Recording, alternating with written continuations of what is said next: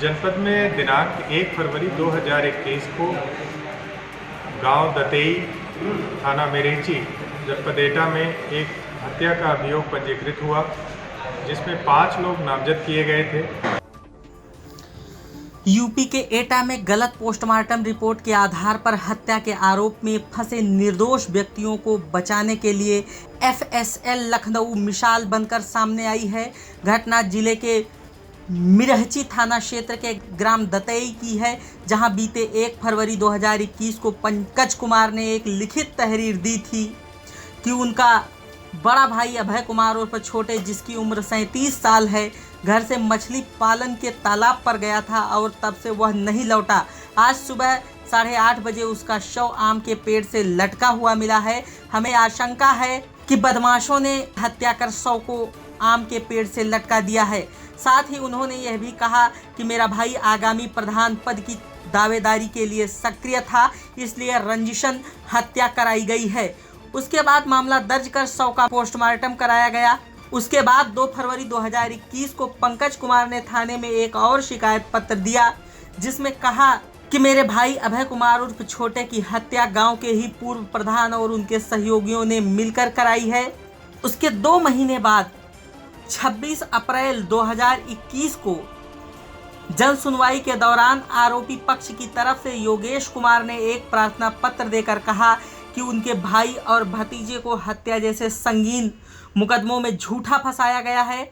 वहीं इस पूरे मामले पर संज्ञान लेते हुए एसएसपी एटा ने अपर पुलिस अधीक्षक और क्षेत्राधिकारी सदर को घटना के हर पहलुओं पर विवेचना कर वैज्ञानिक तथ्यों के आधार पर सही गलत का निस्तारण करने का आदेश दिया।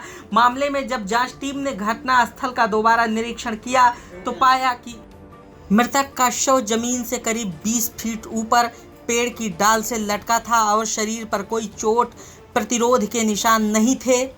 साथ ही मृतक के कपड़े भी अस्त व्यस्त नहीं थे, जबकि पोस्टमार्टम रिपोर्ट में डॉक्टरों ने मृतक की मौत का कारण गला घोंटकर हत्या होना लिखा था। डॉक्टरों की उस पोस्टमार्टम रिपोर्ट को पुलिस ने विवेचना में संदेहास्पद पाते हुए एफएसएल लखनऊ से मेडिको लीगल एक्सपर्ट राय मांगी और दोबारा एफएसएल आगरा यूनिट की एक्सपर्ट से तकनीकी सहयोग प्राप्त किया। दोनों एक्सपर्ट संस्थाओं से मिली जानकारी के मुताबिक उस घटना में हत्या के बजाय आत्महत्या होना ही सही पाया गया।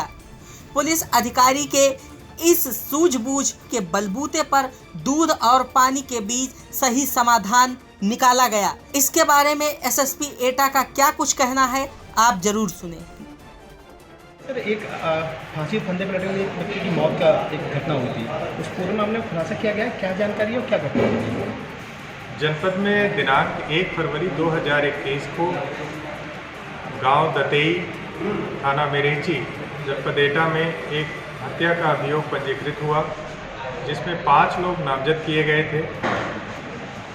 उस समय पोस्टमार्टम रिपोर्ट और जो चश्मदीद गवाह इस केस में बने, उनकी गवाही के आधार पर 4 अभियुक्त इस प्रकरण में जेल गए। जन सुनवाई के दौरान अप्रैल माह में इसमें एक एप्लीकेशन मेरे समक्ष आई, जिसमें ये बताया गया था कि इस घटना में कुछ विसंगतियां हैं। उसके बाद अपर पुलिस अधीक्षक के नेतृत्व में एक टीम गठित करके इस घटना का वैज्ञानिक तरीके से बहुत गहराई से विवेचना कराई गई। इसमें एफएसएल की भी मदद ली गई और एफएसएल की एक्सपर्ट यूनिट के द्वारा इस चीज़ को कंफर्म किया गया कि इस घटना में जो स्ट्रैंगुलेशन की पोस्टमार्टम रिपोर्ट है वो गलत पाई गई।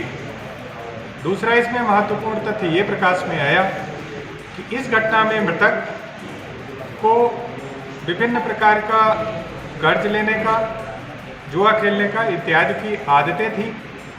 वो कर्ज देने वाले और उसके अकाउंट से जो ट्रांजैक्शन हुए थे, उसकी जब पुलिस ने छानबीन की तो उन तथ्यों की पुष्टि हुई। उक्त के आधार पर विवेचना से यह स्पष्ट रूप से प्रमाणित हुआ कि यह प्रकरण हत्या का नहीं बल्कि आत्महत्या का था और पेड़ के ऊपर लगभग 20-22 फीट ऊंची डाल पर इसकी लाश को पाया गया था, जिसको पोस्टमार्टम रिपोर्ट में स्ट्रैंगुलेशन लिखा गया और जिसके आधार पर विवेचना गलत दिशा में चली गई। पुलिस ने अपनी विवेचना को वैज्ञानिक तरीके से परीक्षण करते हुए अपनी पूर्व की हुई त्रुटियों को स्वयं ही सही किया और अब इस विवेचना में अंतिम रिपोर्ट माननीय न्यायालय दाखिल की जा रही है। अच्छा, इस पूरे मामले में जो पोस्टमार्टम रिपोर्ट है उस पर भी सवाल खड़े होते हैं, तो कोई आपके द्वारा कोई कार्रवाई के लिए कहा गया? इसमें संबंधित विभागीय अध्यक्ष को पुलिस के स्तर से रिपोर्ट प्रेषित की जा रही है। निश्चित रूप से यह एक बड़ा मामला है जिसमें FSL के तकनीकी सहयोग की वजह से ही एक सही निष्कर्ष पर पहुंचने में पुलिस को कामयाबी ये प्राप्त हुई है और इसमें जो भी विभागीय कार्रवाई होती है वो निश्चित रूप से मेरे स्तर से कराई जाएगी। भाई, जिन लोगों ने फर्जी FIR लिखा थी इस पूरे मामले में, उनके खिलाफ कोई बात? माननीय न्यायालय में इस संबंध में फाइनल रिपोर्ट के माध्यम से एक रिपोर्ट